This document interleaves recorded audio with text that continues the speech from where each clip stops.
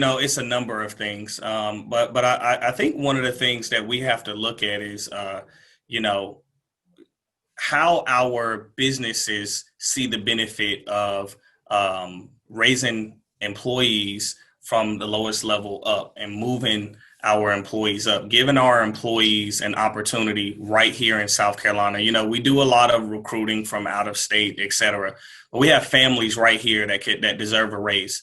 They deserve a bigger slice of the pie. They are helping make that company the star that it is, and keep its relevance important here in South Carolina. And we got to encourage our businesses to look right there within their pool of their workforce and promote from within. Another thing that we need to look at is the programs that we have that give families opportunities for things like home ownership and to expand, to jump into entrepreneurship. It's so many different opportunities that we have to do a better job of making sure that information is available. The resources that are there, we obviously need to expand them, but we have to make sure people know about them as well.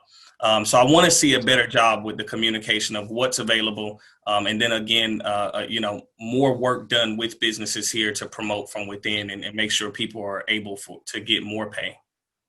I do. I do. I think legislation is one of those things where you can kind of tie in several aspects to how that can be done.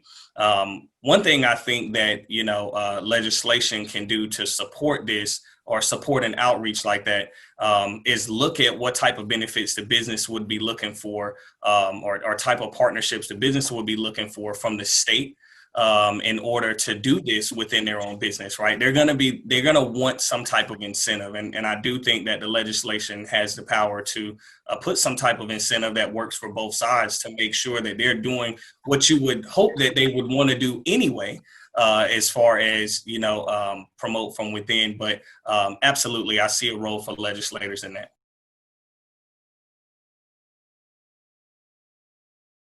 Yep. So here's one that I actually happen to have a lot of experience in. My day job, I guess I would say, I actually work in real estate and property management, asset management, et cetera. So I've personally seen those increases. I know what it does to lower income families, and it puts hardship on them to be able to find rentals that are affordable, and of course something that is sustainable for their family to be able to enjoy a nice place to live, as well as something that's close. You shouldn't have to go way far out of Greenville just to find something affordable when you work right here in Greenville. But here's one thing that I also want to add to that. I also see the growth happening in Greenville, and I do see the argument of why rental rates are increasing.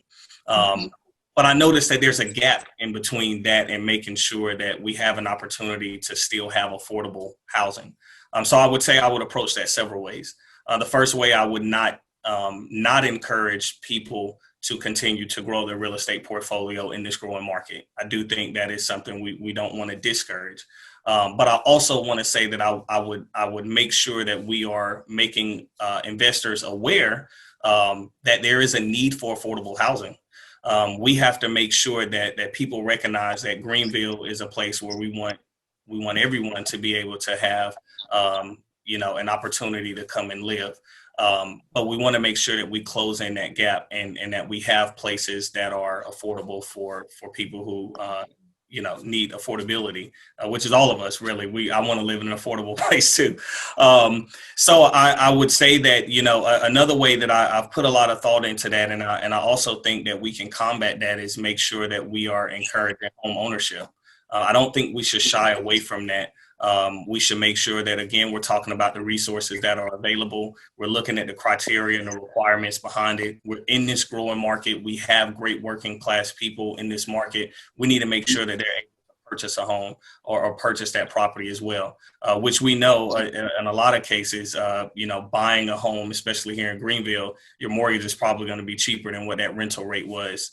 But we got to make sure you know how, and we provide the information on the steps to get that done.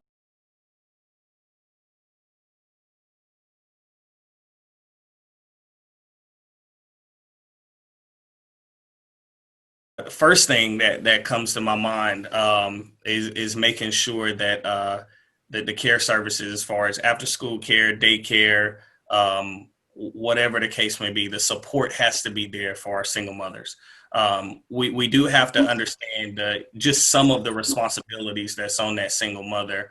If she is employed and working, and that child is going to school, which we all, this is maybe pre-COVID or post-COVID mostly, as far as my point here.